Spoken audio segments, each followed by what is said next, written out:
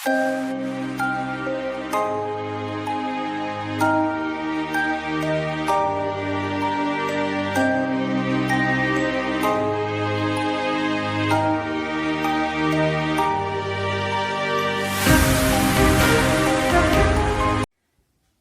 के भौतिक स्वरूप पार्ट सेकंड तक हमने देखा कि भारत की तटीय सीमा पर स्थित 9 राज्य थे, जिनके बारे में अध्ययन करने के बाद अब हम चलते हैं भारत की स्थलीय सीमा की तरफ। पिछली बार मैंने आपको बताया था कि भारत की स्थलीय सीमा है 15,200 किलोमीटर। आज हम देखेंगे कि भारत की स्थलीय सीमा पर स्थित राज्य कौन कौन से हैं। तो हम देखते हैं भारत की स्थलीय सीमा पर स्थित है। तो सबसे पहले गुजरात में देखो आधी रेखा तटीय सीमा बना रही है और आधा गुजरात जो है वो स्थलीय सीमा भी बनाता है। तो गुजरात आ गया। राजस्थान के ऊपर इधर जाएंगे पंजाब के बाद इधर आ गया जम्मू कश्मीर से इधर नीचे आए हम हिमाचल प्रदेश से थोड़ा नीचे आए उत्तराखंड से थोड़ा नीचे आए उत्तर प्रदेश, फिर आया हमारा बिहार के बाद आ गया हमारा फिर से पश्चिम बंगाल भी तटीय सीमा भी बना रहा है और स्थलीय सीमा भी बना रहा है। अब पश्चिम बंगाल से हम आते हैं पूर्वोत्तर क्षेत्रों की तरफ। पूर्वोत्तर क्षेत्रों में ये है हमारा सिक्किम के बाद यहाँ पर हम आएंगे। सिक्किम के बाद आता है हमारा यहाँ पर असम के बाद यहाँ पर आता है अरुणाचल प्रदेश के बाद इधर ये देखिए इस तरह से सिक्किम है। फिर यहाँ पर आ गया हमारा नागालैंड के नीचे आ गया मिजोरम के नीचे आया मणिपुर के बाद इधर ये जो तिरछा सा भाग निकला हुआ ये है त्रिपुरा, और त्रिपुरा के बाद यहाँ पर आता है मेघालय की सीमा भी देखेंगे। तो यहाँ पर हमारे स्थलीय सीमा पर स्थित राज्य हो गए गुजरात, राजस्थान, पंजाब, जम्मू कश्मीर, हिमाचल प्रदेश, उत्तराखंड, उत्तर प्रदेश, बिहार, सिक्किम, असम, अरुणाचल प्रदेश, नागालैंड, मणिपुर, मिजोरम, त्रिपुरा। तो इस प्रकार से भारत की स्थलीय सीमा पर स्थित राज्य हो गए और भारत की स्थलीय सीमा हो गई 15,200 किलोमीटर। अब हम बात करते हैं भारत के बीचों बीच से गुजरने वाली कर्क रेखा की। भारत के बिल्कुल मध्य से इस तरह से गुजरती है 23.5 डिग्री की कर्क रेखा। अब कर्क रेखा भारत के किन राज्यों से होकर गुजरी है ये भी देख लेते हैं। कर्क रेखा देखिए यहाँ पर आप सभी को पता चल गया गुजरात है, उसके नीचे आ गया यहाँ पे राजस्थान के बाद आएगा यहाँ पे मध्य प्रदेश के पास आता है छत्तीसगढ़, फिर झारखंड के बाद यहाँ आ गया अपना पश्चिमी बंगाल के बाद में इधर आ गया ये त्रिपुरा से होकर जाती है लाइन, तो त्रिपुरा से और फिर मिजोरम से निकलेगी। ठीक है, तो इस प्रकार से हमारे 23.5 डिग्री जो कर्क रेखा है ये भी भारत के 8 राज्यों से होकर के गुजरती है। अब भारत की मानक समय रेखा की बात करते हैं। 0 डिग्री देशांतर रेखा को विश्व की मानक समय रेखा माना गया है, जिसे हम ग्रीनविच रेखा के नाम से भी जानते हैं। अब 0 डिग्री देशांतर तो क्या है? विश्व की मानक समय रेखा। ठीक है, अब हम देखते हैं भारत की समय मानक रेखा कौन सी होगी। भारत के अंदर देखो ऐसे अगर हम वर्ल्ड के अंदर जो टाइम जोन सेट किए गए हैं उनके अनुसार देखें तो भारत के विस्तार को देखते हुए भारत के 2 टाइम जोन बनते हैं। लेकिन 2 टाइम जोन बनाने से क्या होता कि इधर के अंदर और इधर के अंदर समय में अंतराल रहता, तो एक ही देश के अलग अलग राज्यों में यदि समय का अंतराल पाया जाएगा तो निश्चित रूप से प्रशासनिक कार्यों में और में सब में बहुत दिक्कतें आएंगी। तो इसलिए भारत के मध्य अक्षांशों को लेकर के भारत की मानक समय रेखा जो है वो 82.5 डिग्री पूर्वी देशांतर तय की गई है, जो इस तरह से लगभग भारत के 5 राज्यों से होकर के गुजरती है। और यहाँ पर उत्तराखंड के पास में नैनी नामक स्थान से इसका थोड़ा सा तिरछी बन गई है, ये इसको एक बार सेट कर लेते हैं। उत्तराखंड से निकलेगी ये लाइन ऐसे इस तरीके से, तो ये भारत के 5 राज्यों से होकर गुजरती है और उत्तराखंड में यहाँ पर नैनी नामक स्थान, नैनीताल नहीं है ये, नैनी दूसरा है, ठीक है ना। नैनी से भारत का मानक समय लिया जाता है और भारत के मानक समय के बारे में आप सभी जानते होंगे कि 0 डिग्री देशांतर रेखा से भारत के टाइम जोन में कितना फर्क है। भारत का समय 5.5 घंटे प्लस चलता है, ठीक है ना। अब बात करते हैं अपन भारत के पड़ोसी राज्यों की। ये तो होगी भारत के अंदर की स्थिति सारी। अब आते हैं इसके पड़ोसी देशों पे। तो भारत के अंदर सबसे पहले हम यहाँ से शुरू करते हैं। यहाँ पर आप सब जानते हैं कि बांग्लादेश है। ऐसा तो कोई नहीं ना जिसको नहीं पता कि यहाँ बांग्लादेश है। तो भारत के जो पूर्वोत्तर राज्य हैं और जो भारत की यहाँ की धरातलीय स्थिति है, इसके बीच में जो ये बन रहा है, ये पूरा बांग्लादेश का पार्ट है। भारत में यहाँ पे बांग्लादेश है और बांग्लादेश की एक बात ध्यान में रखना कि बांग्लादेश की भारत से सबसे लंबी अंतर्राष्ट्रीय सीमा भी बनती है, ठीक है। फिर आते हैं हम म्यांमार, फिर भूटान, नाम लिखते चले साथ साथ में। बांग्लादेश, म्यांमार और भूटान। भूटान के बाद इधर देखो, ये जानते ना सब, ये तो नेपाल। और यहां पर का ये बड़ा सा हिस्सा क्या है, चीन। अब आ जाते हैं हम इधर। यहां पर एज यूजुअल सब जानते हैं पाकिस्तान, बड़ा सा लिखे पाकिस्तान हो गया और यहां हो गया अफगानिस्तान, ठीक है। तो बांग्लादेश, म्यांमार, भूटान, चीन, अफगानिस्तान, पाकिस्तान, नेपाल। कोई छूटा है? देखिए गिनता है कितने हो गए, 1 2 3 4 5 6 7। एक राज्य छूट रहा है कहीं। हाँ, यहाँ पर तिब्बत की स्थिति बताते हैं, लेकिन अब यह चीन अधिकृत हो चुका है तो हम 7 ही पढ़ेंगे। अंतर्राष्ट्रीय स्तर पर भारत के पड़ोसी देश, ये पड़ोसी देश हमारे हो गए। एक बार रिपीट कर लें सभी बहने, बंगलौर, म्यांमार, भूटान, चीन, नेपाल, अफगानिस्तान और पाकिस्तान। अब हम भारत के भौतिक स्वरूप के बारे में जानकारी लेते हैं कि भारत के धरातल को भौतिक रूप से कितने भागों में विभक्त किया गया है, इसको विभक्त करने का आधार क्या है। तो हम किसी भी देश के बारे में बात करें तो उसको विभिन्न प्रकार की स्थलाकृतियां पाई जाती है, उसके अंदर विभिन्न प्रकार की स्थलाकृतियां पाई जाती है। उनमें आते हैं पहाड़, पठार, मैदान, इसके अलावा कहीं रेगिस्तान, कहीं नदियां, कहीं झीलें, तटीय प्रदेश इत्यादि। तो इन आधारों पर भारत के भौतिक स्वरूप को 5 भागों में बांटा गया है। 5 भागों को जानने से पहले हमें ये पता होना बहुत जरूरी है कि हम किन जगहों को पर्वत मान के पढ़ेंगे, किन जगहों को पहाड़ी कहेंगे, या पर्वत और पहाड़ी में क्या अंतर है। तो इसके लिए देखिए कि समुद्र तल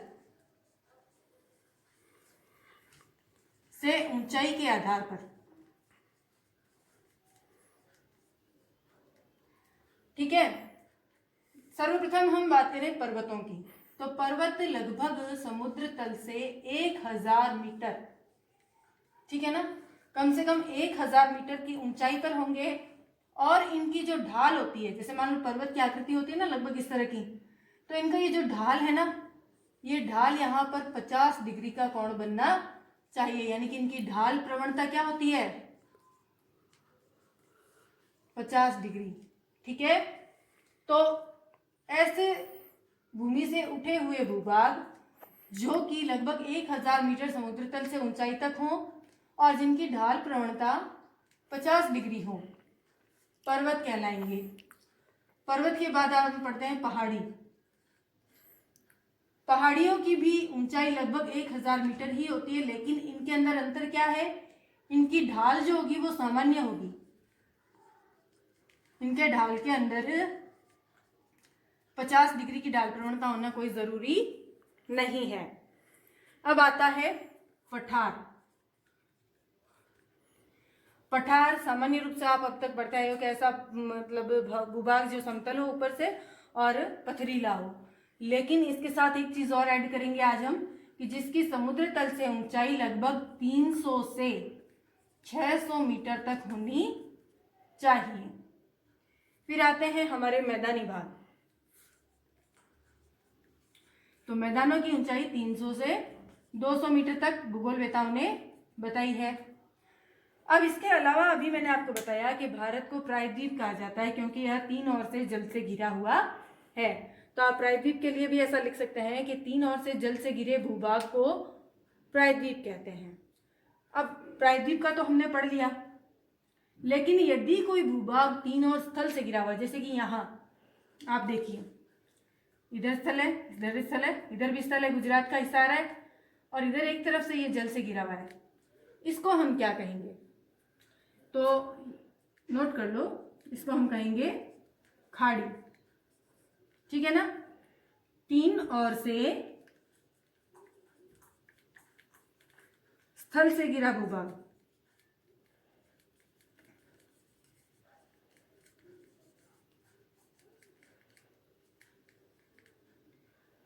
खाड़ी कहलाता है। ठीक है ना? खाड़ी हो गया। ये हमारे अंडमान निकोबार द्वीप समूह है, इधर लक्षद्वीप द्वीप समूह है।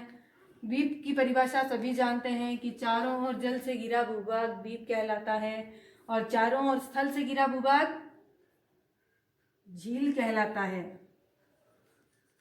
तो झील की परिभाषा भी सबको पता चल गई अब, कि झील किसे कहेंगे? चारों ओर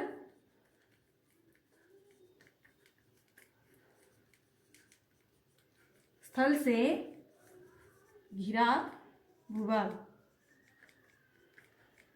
तो अभी हमने क्या क्या देख लिया? समुद्र तल से ऊंचाई के आधार पर जिन स्थानों की ऊंचाई 1000 मीटर या उससे अधिक हो और ढाल प्रवणता 50 डिग्री का कोण बना रही हो, तो उनको हम पर्वत कहेंगे। जहां पर ऊंचाई 1000 मीटर तक हो लेकिन ढाल सामान्य हो, उनको पहाड़ी कहेंगे। पठारी इलाका वो आएगा जहाँ समुद्र तल से 300 से 600 मीटर तक ऊंचा उठा हुआ हो। मैदानी भागों को हम समुद्र तल से ऊंचाई उनकी आती है 300 से 200 मीटर तक, और 3 ओर जल से घिरा भूभाग प्रायद्वीप कहलाता है, और 3 ओर थल से घिरा भूभाग खाड़ी कहलाता है।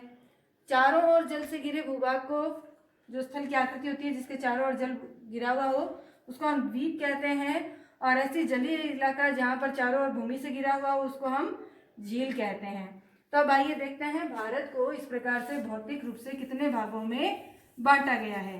तो भारत को 5 भौतिक भागों में बांटा गया है। इनमें हमारा पहला आता है उत्तर पर्वतीय प्रदेश।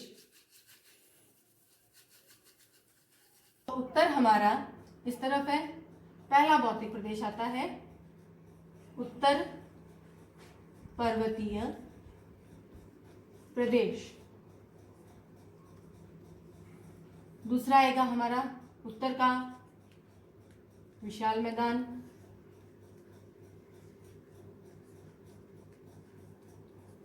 फिर आता है हमारा प्रायद्वीपीय पठार।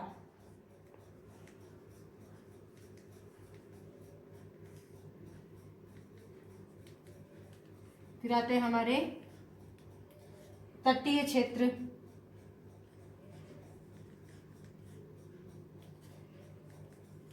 फिर आता है द्वीप समूह।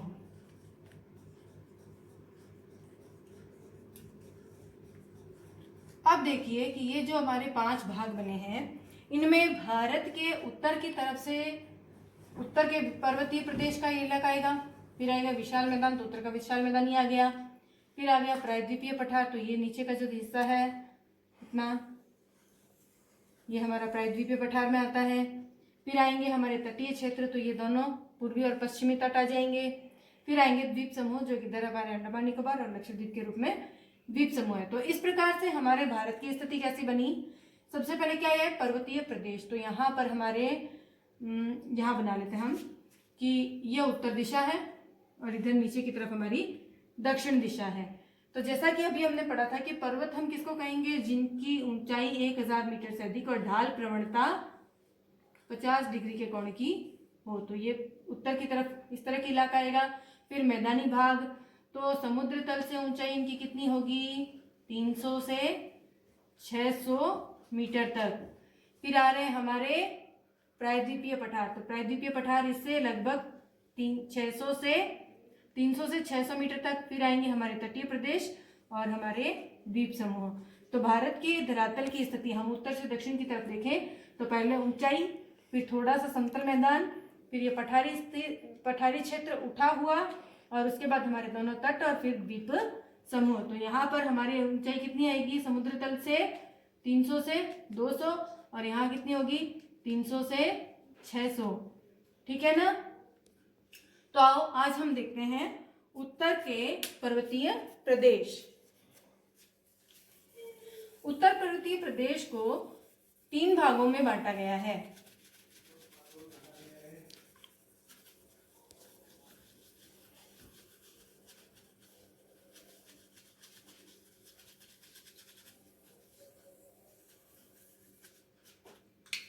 इसके 3 भाग हैं। सबसे पहले आता है ट्रांस हिमालय, फिर आता है हिमालय का मुख्य भाग, फिर आता है हमारा पूर्वांचल का क्षेत्र।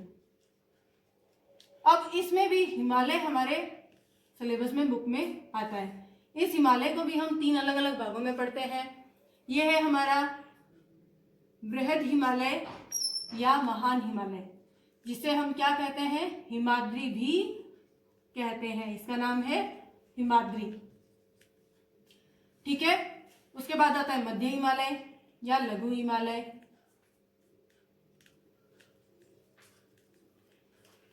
इसको हम कहेंगे हिमाद्री, फिर मध्य हिमालय या लघु हिमालय, फिर आता है हमारा बाह्य हिमालय।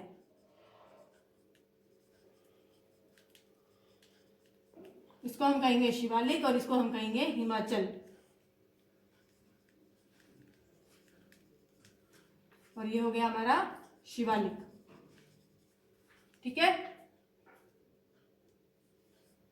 तो उत्तर पर्वतीय प्रदेश को 3 भागों में बांटा। पहला ट्रांस या पार हिमालय, मुख्य हिमालय और फिर पूर्वांचल, जिसमें से हम पढ़ेंगे हिमालय। हिमालय को भी हम 3 भागों में पढ़ेंगे, बृहद या महान हिमालय, लघु हिमालय और बाह्य हिमालय। पहले लेते हैं बृहद हिमालय को।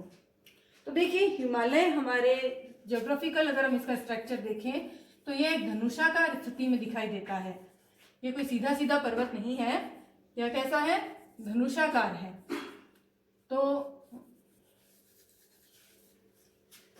इस तरीके से हिमालय यहां से स्टार्ट हुआ, यहां से होता हुआ और इधर आकर के वापस मुड़ गया। तो हिमालय की स्थिति कैसी हो गई, थोड़ी धनुषाकार हो गई, दोनों तरफ से मुड़ा हुआ, बीच में से थोड़ा सा झुका हुआ। और इधर ये नंगा पर्वत है यहाँ पर टॉप पे, और इधर है नामचा बरवा। ठीक है ना। तो भारत में हिमालय का जो बृहद हिमालय या महान हिमालय जिसे हम हिमाद्री कहते हैं, वो पोर्शन इधर बना। इसके अंतर्गत हम देखेंगे कि यहाँ पर बृहद हिमालय, इसकी चोटियों की औसत ऊंचाई देखिए, सर्वोच्च चोटी में और औसत ऊंचाई में डिफरेंस होता है। सर्वोच्च चोटी की ऊंचाई इसकी 8,500 मीटर से भी ज्यादा है। मतलब माउंट एवरेस्ट की ऊंचाई बताते हैं 8,848 मीटर के लगभग। लेकिन औसत ऊंचाई क्या होगी, टोटल रेंज की एवरेज, तो ये है हमारी 6,000 या 6100 मीटर। ठीक है ना। और इसकी चौड़ाई आएगी 25 से 50 मीटर।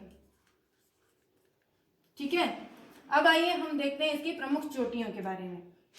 बृहद हिमालय के अंदर विश्व की सर्वोच्च चोटियां भी स्थित है, और यहाँ पर ऐसी लगभग कई सारी चोटियां हैं जिनकी ऊंचाई 7,000 मीटर से भी अधिक है। तो इसकी विश्व की सर्वोच्च चोटी जो कि हमारे बृहद हिमालय में स्थित है वो है माउंट एवरेस्ट। अब हम देखते हैं कि माउंट एवरेस्ट कहाँ है। माउंट एवरेस्ट हमारे यहाँ नेपाल में पड़ता है, और इसकी ऊंचाई है हमारे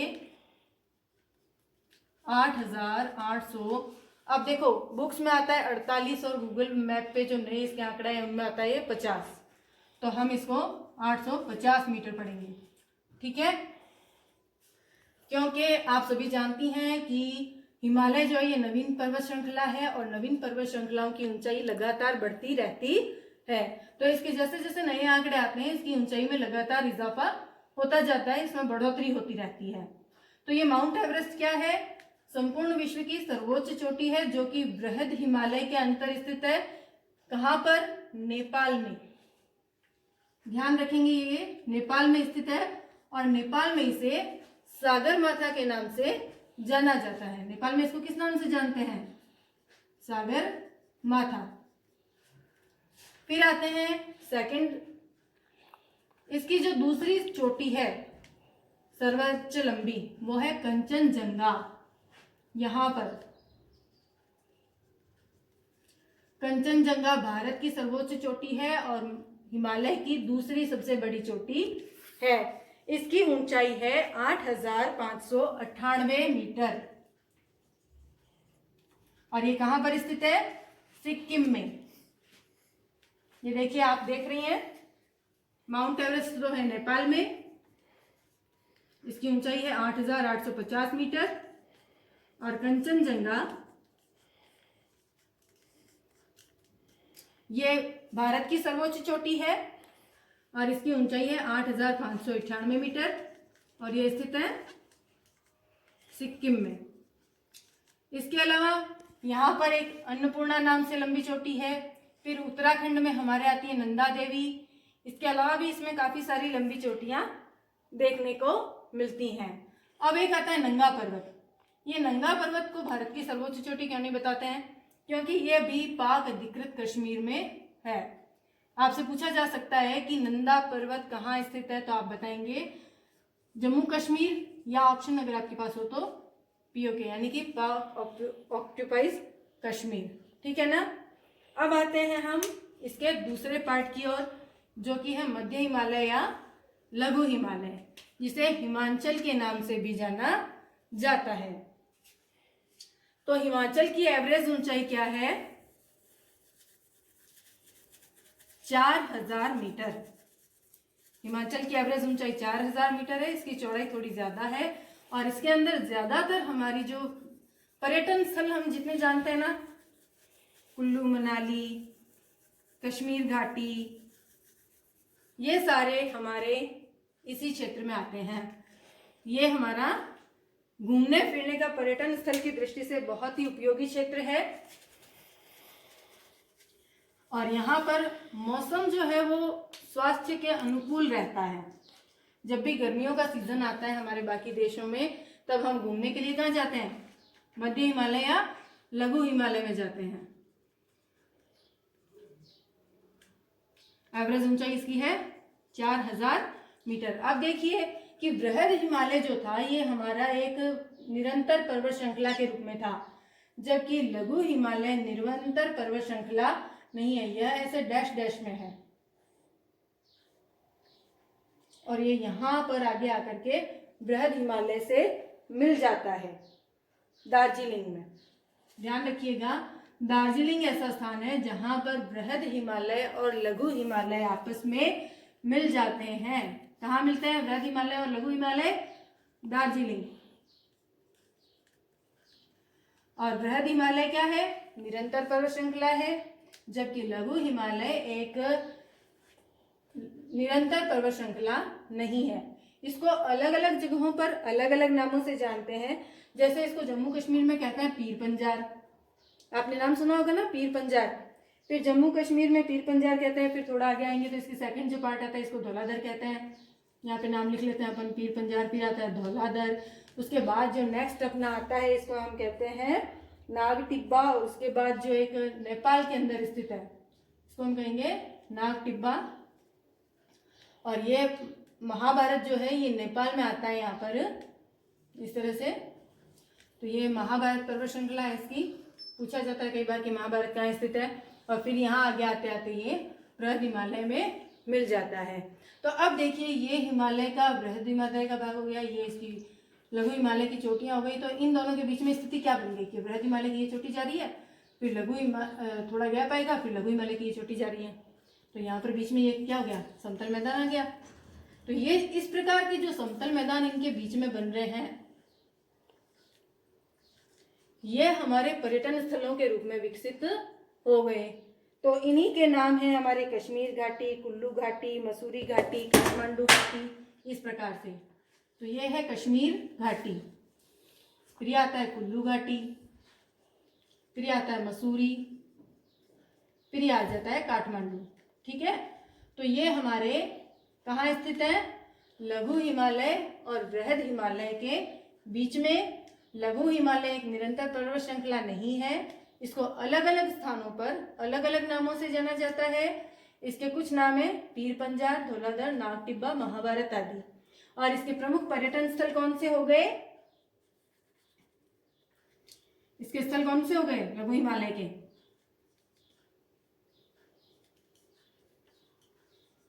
या प्रमुख घाटियां भी लिख सकते हैं आप इसको, कश्मीर घाटी,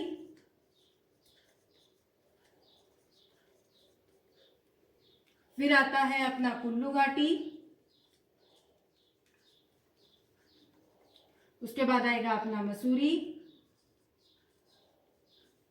मसूरी के पास ही थोड़ा सा नैनीताल भी आता है, फिर आएगी काठमांडू घाटी।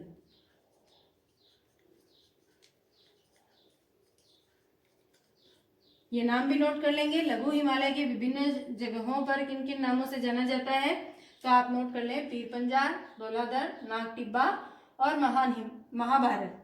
फिर आता है हिमालय का तीसरा भाग, बाह्य हिमालय या शिवालिक। शिवालिक इसके जस्ट नीचे इसी तरह से फैला हुआ है और ये भी निरंतर है। शिवालिक हमारा यहाँ से लेकर कोसी नदी तक, यानी कि पाकिस्तान के पोतवाड़ से लेकर के कोसी नदी तक तो है निरंतर। और इसके बाद अपन आगे आते हैं तो यहाँ पूर्वोत्तर क्षेत्र में जाते हैं, यहाँ पर अरुणाचल प्रदेश है। अरुणाचल प्रदेश में यह पर्वत श्रृंखला निरंतर नहीं दिखाई देती है, या जैसे अपने ने अभी पढ़ा था ना लघु हिमालय, जो अलग अलग शाखाओं में दिख रहा था अलग अलग चोटियों के रूप में, उसी प्रकार से यहाँ अरुणाचल प्रदेश में ये शिवालिक की जो चोटियाँ हैं ये यों डैश डैश के रूप में दिखाई देती हैं। और यहाँ पर इनको यहाँ की जनजातियों के नाम से भी जाना जाता है, जो कि हैं डपलार, अबोर, मोरी, मिसमी आदि। ठीक है ना, तो शिवालिक जो है यहाँ पर हमारे अच्छे पर्यटन शहर बसे हुए हैं, जैसे हरिद्वार, देहरादून आदि। ठीक है, शिवालिक हो गया, इसका अरुणाचल प्रदेश में अलग अलग पहाड़ियों का नाम यहाँ की जनजातियों के नाम पर है, दफला, अबोर, मोरी, मिसमी आदि के नाम पर। अब हम कल पढ़ेंगे भारत का उत्तर मैदानी भाग। उत्तर मैदानी भाग में हम हिमालय से नीचे की तरफ जो हमारा गंगा नदी का जो मैदानी भाग बनता है, भारत का सबसे उपजाऊ क्षेत्र है, इसके बारे में कल चर्चा करेंगे।